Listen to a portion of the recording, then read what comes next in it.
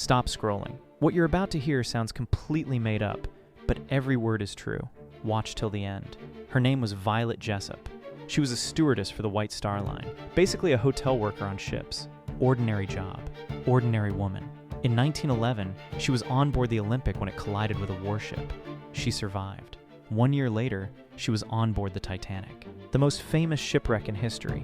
She survived again, escaping on a lifeboat while over 1,500 people drowned around her. A normal person would never touch the ocean again. Violet went back to work.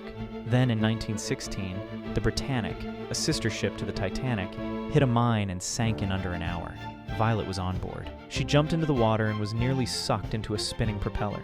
She survived. 3 ships, 3 disasters, same shipping line, same woman. She never quit. She just showed up to work, and the sea kept trying to take her. The question nobody can answer is whether fate was protecting her or just not finished yet.